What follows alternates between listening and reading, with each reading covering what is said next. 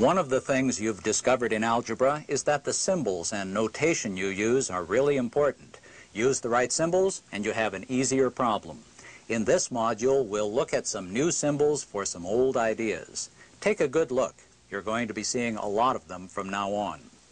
And they all have to do with mathematical functions, which raises the question, what is a mathematical function? Well, just relax and I'll give you some examples in a moment. For right now, you might look at it this way. A mathematical function is a very simple and very powerful idea that goes like this. You have two sets of objects and a rule for getting from the first set to the second.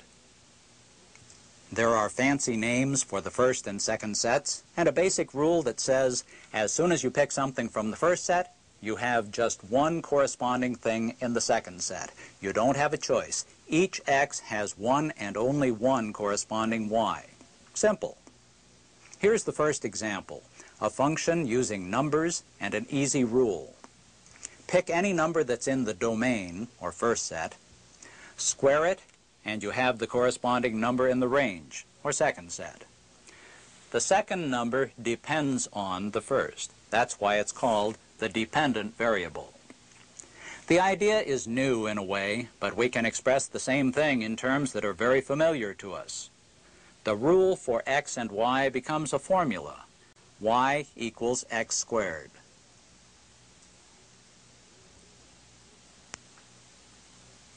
Choosing actual numbers for x and y is exactly what we've been doing all along. We called it substitution. And all those paired values for x and y may have you thinking about graphs. Good idea. It's no trouble at all to draw a graph of our y equals x squared function. It's the sort of parabola we've already seen many times. So functions include several ideas you've seen before, but we're going to package them in some new ways, using new ideas and new symbols as well. Here's a new idea. Think of a function as a black box. Toss in a number, turn the handle, and out comes something else. Not just any old something else, but a very specific something else, depending on what you put in and what the function is. And to go with that new idea, a new symbolism or notation. It's called function notation. Our example is y equals x squared. In function notation, that turns into what you see here. F, x in parentheses, equals x squared. Two important points. First, f parentheses x is not f times x in this case. Second, the way you read this is f of x equals x squared.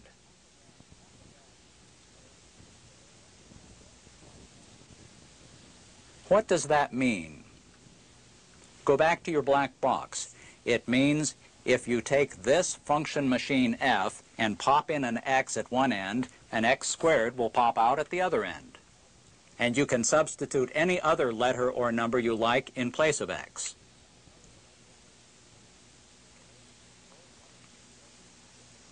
So what if we switch to a different function with a different rule? No more simple x squared. Now the function of x, the g of x, equals 3x minus 5. Look at what happens if x is 7, or if x is w, or if we use an x squared as the input.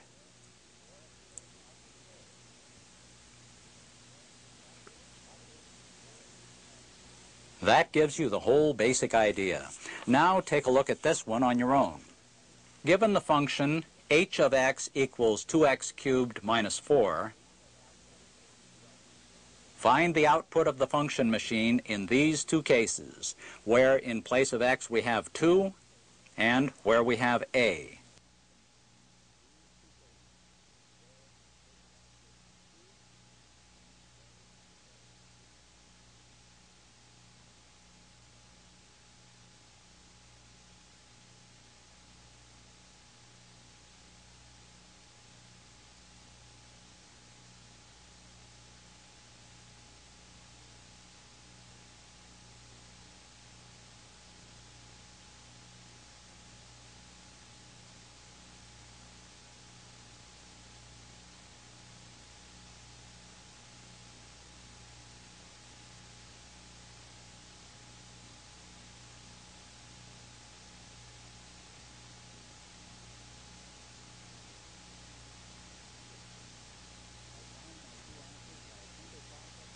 I find my two answers by a simple process of substitution, substituting 2 for x in one case and a for x in the other.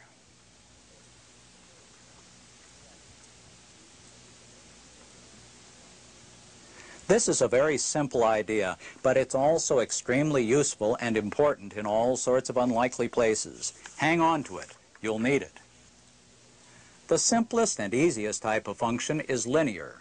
Here you see the general shape of a linear function at top and an example at the bottom. Think about this function for a moment. Can you predict what its shape is going to look like on a graph?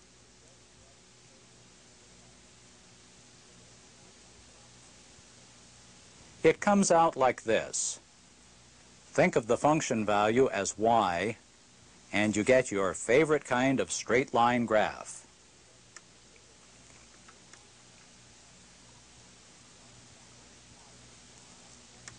I've plotted the y or f of x value up the vertical axis. And after linear functions, guess what?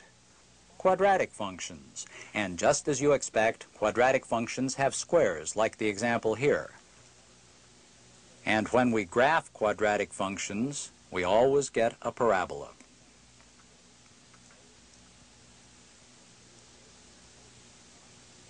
As usual, we can plot some points using substitution of numbers. But what we really need to know is, where is the vertex? Where does the parabola turn around? And to find that information, we use completing the square, this time by adding and subtracting the magic number 1.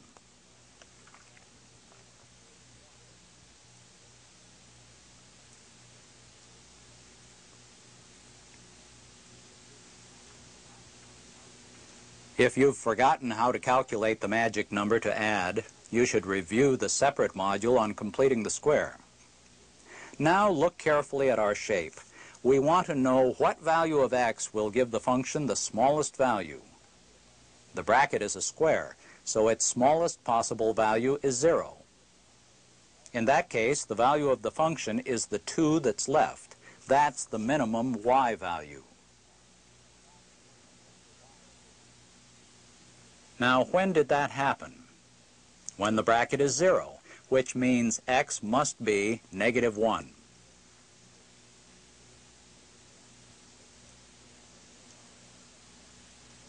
So our minimum point, our vertex, is x equals -1, y equals 2. So here's the graph of our function with two special points marked, the vertex and the y-intercept. On some problems, we'll want the x-intercept as well, like this one. The y-intercept is easy. Just substitute 0 into the function. The x-intercept is a little harder. We have a quadratic equation to solve after we make y equals 0.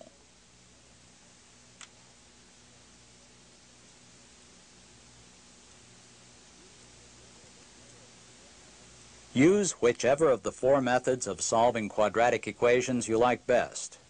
This one factors. Now let's plot these points on a graph. Our parabola comes out looking like this.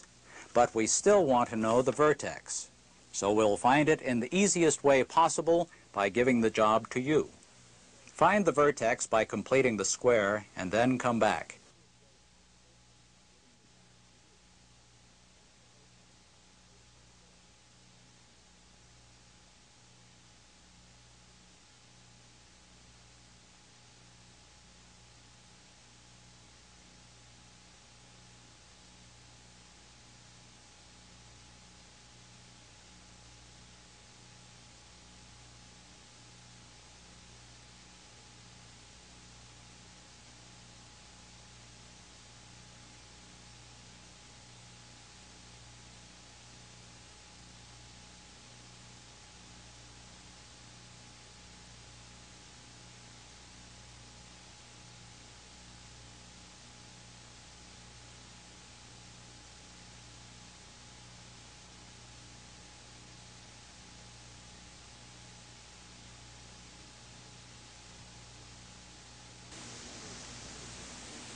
I find the number to add in the usual way for completing the square.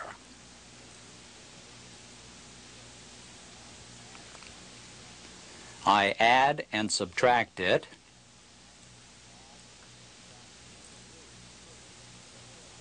and group so that my square appears. Then I check what x value is going to make that bracket 0.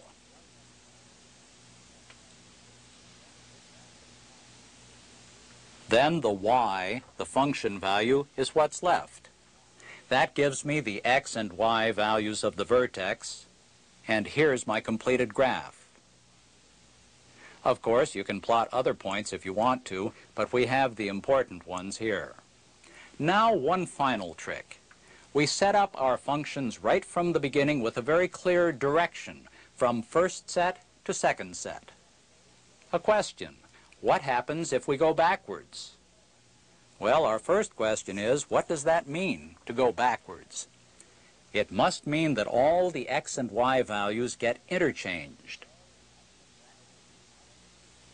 That's easy enough. We can chart it like this. Now, what's that going to look like on a graph? The red line here is our original set of points, and the blue one is where we reversed the x and y values.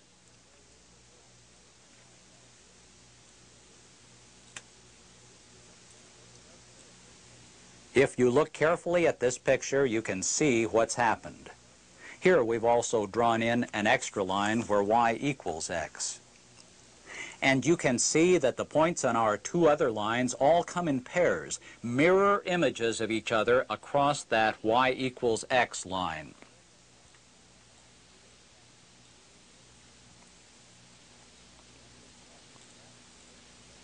What we've done here is an important idea called inverse function.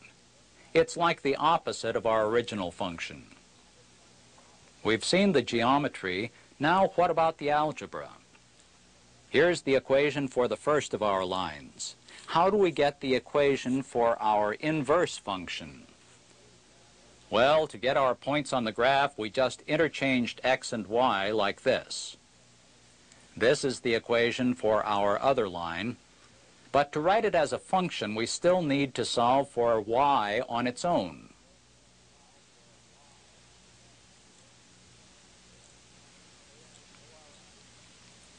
So our new function, let's call it g for the moment, looks like this. The symbol that people usually use for the inverse of f looks like this, but be careful. The -1 looks like an exponent, and it is not an exponent. This is a new and different use of an old symbol.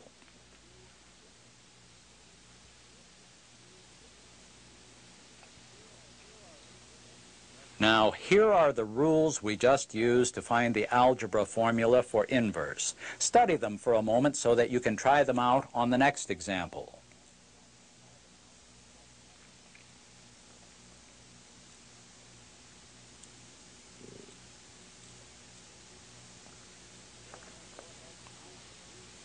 Go ahead now and use those steps to find the inverse of this function. Come back as soon as you have it.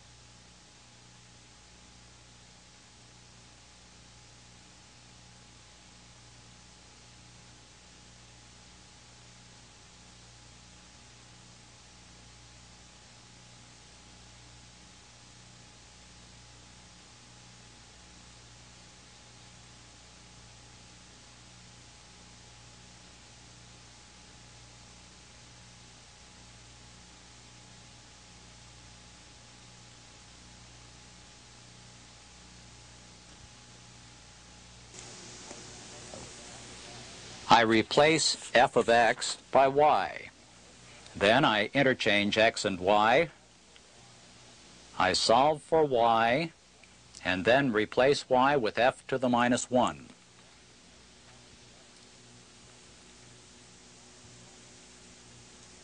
Got it.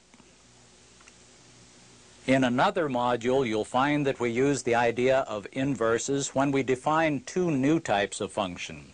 But for right now, you'll want to get some more practice to be sure you get used to the whole idea. It's important, so good luck.